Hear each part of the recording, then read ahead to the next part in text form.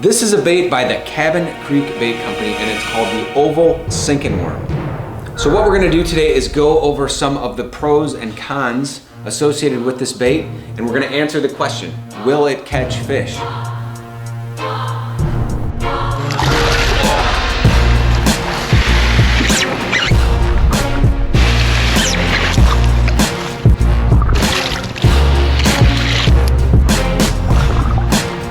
This is the bait right here. This is the Oval Sinkin Worm. It's a stick bait, and it comes in a 4 1/4 inch size and a 5 1/2 inch size. Now, a lot of us are familiar with the Yamamoto Senkos. A lot of us are familiar with the Yum Dingers. Those are both fish catching machines. Yeah. There we go. Look at that, holy crap. However, other companies have started to add their own little nuances to these stick baits to make them more effective, and this is one of those examples. What these guys decided to do was to take this bait and to actually smash it down a little bit to give it more of an oval profile. So instead of the traditional perfect circle, we have an oval, and that gives it a little bit different shimmy on the fall. They also loaded this bait with salt, which means it gives you the option to fish it weightless. So think wacky rig or weightless Texas rig. That's actually a great way to present this bait depending on the current conditions. So the wind, the depth you're fishing. If you can get away with throwing it weightless, it's worth testing. There we go. What do we got? Little largie, and he's really cold. See you, bud. Now the salt and the type of plastic that make up this bait also allow you to do what's called a salt rub.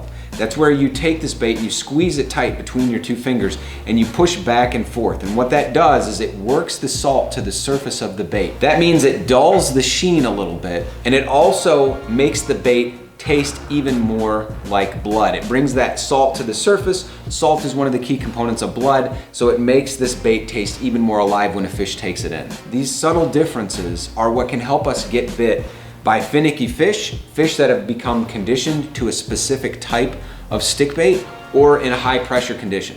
Now again, in terms of colors and options, there are two sizes, a 4 1/4 inch and a 5 1/2 inch, and there are a plethora of colors. There's a lot of natural options, and there's some slightly brighter options if you want something that's going to kind of shock the fish and get their attention, or stand out in dingy water. If you're not sure what size to throw, a good rule of thumb is if you're fishing smallies, go with the 4 1/4.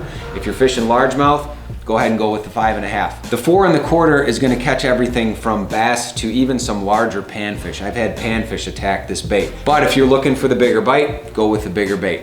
5 1/2 inches is not really a massive stick bait depending on where you're fishing. Now we're in northern Illinois.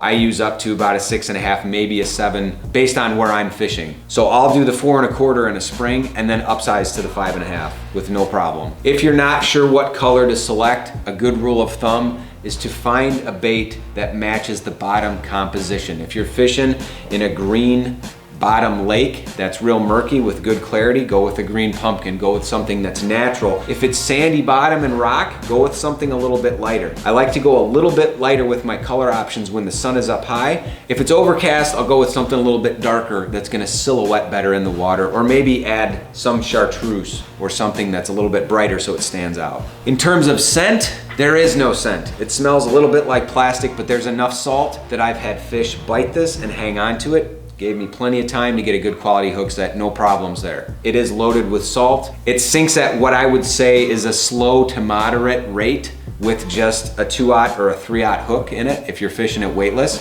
If you're fishing deeper or if wind is an issue, you're gonna wanna put some weight on there, so don't be afraid to put it on a Texas rig. Don't be afraid to put it on a Carolina rig if you're fishing in an area where you can get away with that. You know, we use something a lot called an F4 rig. Go ahead and check that out, see if that's something that can work in your body of water. I like to use that because I fish around a lot of muck in Illinois. It's really kind of cruddy. Even a Texas rig will get buried down in the muck on the bottom and get fouled up. So I try to stay weightless, or if I'm gonna add weight, I'll add it a little bit away from the bait so that the bait and the hook don't get down in the muck.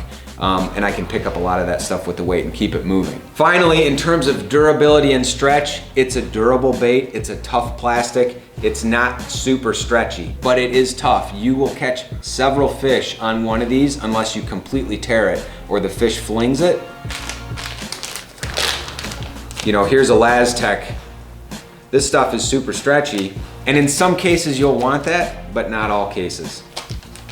And so with all that said, my final thoughts on this bait are, it's fantastic. It's something that I am adding to my arsenal. It's reasonably priced for what you're getting. You're getting something that's a little unique, and you're getting something that's tough, that's gonna last and do some work for you. Now, I talk about this a lot, but it is really difficult to differentiate yourself when you're fishing a body of water where there's a lot of pressure. I fish from shore a lot. I fish areas where there's a lot of bank fishermen, and a lot of them are throwing the same thing. A lot of guys are throwing white spinner baits, they're throwing yum dingers, they're throwing other big name baits that they carry at the big box store. So while there's nothing wrong with that, it's something you want to keep in mind, because you should always be trying to zig when other people are gonna zag. Stick baits work. They catch fish, but if you can find one that's effective, that's different from what everybody else is throwing, you're gonna be more successful. And don't be afraid to do a little bit of homework. If you wanna find the most popular baits in your area, head over to the local big box store and look to see what they have on the shelves. The products that are on the shelves are as important as the products that are not on the shelves. They're putting products that they know people are going to buy and use and come back and buy again. So if you wanna see the most popular baits in the area, go look at the shelves. What's present? What isn't present?